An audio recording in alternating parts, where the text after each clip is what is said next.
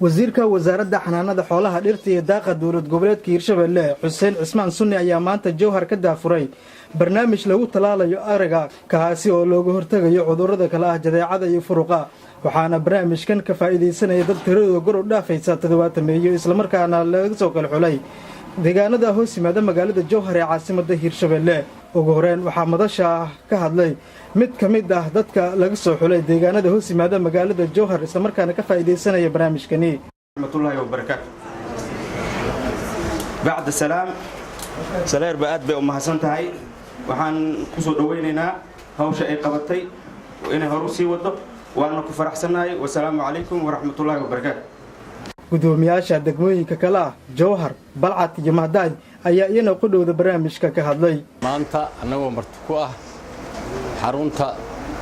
gobolka Shabeellada Dhexe khaas ahaan degmada Jowhar in aan la kulanno xafladan qiimaha badan oo lagu horumarinayo xoolaha aadaan ugu faraxsanahay waana soo dhaweeynaa بعد السلام أولا إلهي سبحانه وتعالى ومهد علينا مركز لبعض ومهد علينا وزارة دينا حنانة حولها درت يداقة يأدي هوشا ودا إسكا كاشتين أيضا ومهد علينا وعسلي هاي حالة إيو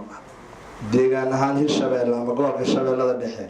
وحيابها وحسوسار كيس اللي هاي أنبو عانك كويا وحواي وبيرلي حولالي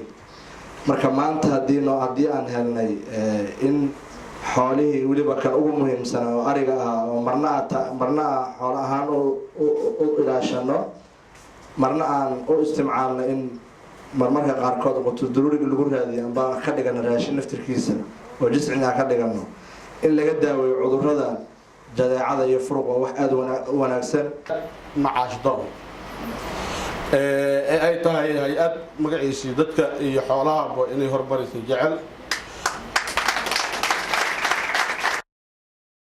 gudoomiyaha maamulka gobolka Shabeellaha Dhexe Axmed Meere Makraan ayaa barnaamijkan kaga mahadceliyay wasaaradda xanaanada xoolaha dhirta iyo daaqa dowlad goboleedka Hirshabelle weyna barnaamijkan waa barnaamij fiican bulshada gobolka Shabeellaha Dhexe ama Hirshabelle oo maartay muhiim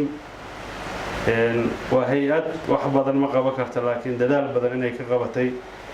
deegaanadan ummadana ay dadaal badan iyo dhinaca xoolaha ay garab ka siisay muddo badan ayaan filaa haduu ilaahay xilligii burburka dawlad laanta ay jirtay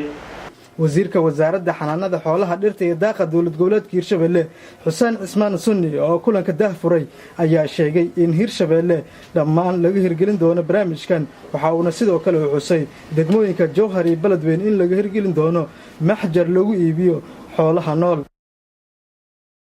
waxaad nasiib u yeelatay iyadoo duruufo iska jira awgood warshiq aan ku sameynay kana magaalada madaxda headquarterka Hirshabelle ayaan ku sameynay marka waana barnaamij hor u soo socday oo talaalka xoolaha Hirshabelle intay jirin oo centralka la aha iyo hadda inta leeyahay inta socdo waay marka waxaan aad ugu faraxsanahay oo farxad gaar ah in maanta gobolka Shabeellada Dhexe oo magaalada madaxda ah ka furno talaalkan Soomaaliya oo dhan ka furan marka xigto sida la wada sheegay in xoolaha waxay lafdhabar u yihiin bulshada deegaanada reer Hirshabelle iyo Soomaaliya dhan ay lafdhabar u yihiin dhaqaalaha adagna wax uu ka soo galo waa xoolaha marka sidaas maadaama ay muhiim u yihiin caafimaadkooda in laga taxadiro aad ay muhiim u tahay nolosha waxa la dhahaa markay bilaabanayso waxay ka soo bilaabanaysaa ciidda waxa ka soo dhalanaya geedka waxa daaqay xayawaanka markuu daaqana suuqa la keensana neefki waa laga qalana hilibkiisana waa la cunaa bini aadamka ku noolaanaya saas ay nolosha macnaha circulation u tahay oo isku xiran tahay macnaha haddii marka aan laga taxadirin caafimaadka xoolaha laga taxadirin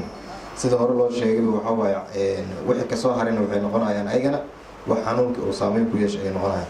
fursadan anoo ka faa'iideysanayo gudoomiyaha gobolka Nuurna joogo waxaan kulay aan ka wada shaqeyn doonaa anagoo kaashanayna gudoomiyaasha gobolada sida Hiiraan iyo Shabeellada Dhexe iyo gudoomiyaasha degmooyinka iyo madaxda naga sareysa inaan bilowno sidii hilibka laga cuno magaalooyinka laga cuno caafimaadkiisa loo jeegareyn lahaa sidaan wada ognahay waxaa jira cudurro ay iska qaadaan dadka iyo xoolaha ay iska qaadana jiro cudurradaasna marka waa kolley waa cudurro jiro oo dhasho waaye haddii aanan neefkii caafimaadkiisa la jeegaraynin waxaa dhici karta inay dadka ay ku sumoobaan ama ay ku xanuunsadaan dhici karta dad badanoo waxaa aragnaa caani cabeen ku sumoobo tusaalahaan oo kale ama biyo cabeen ku sumoobayaa dhici karta marka caafimaadkaasna marka waa fayadhowrkii waaye kulley xarumihii iyo waa markii labaad oo barnaamijkan wasaaradda xanaanada xoolaha dhirta iyo daaqa Hirshabeelle ay ka qabato qaar ka mid ah degmooyinka gobolka Shabeellaha Dhexe iyadoona horey loogu fuliyay degmada Warshiq ee gobolka Shabeellaha Dhexe. Cabdiraxmaan Xuseen Cumar Wadani TV Kalsan Jowhar.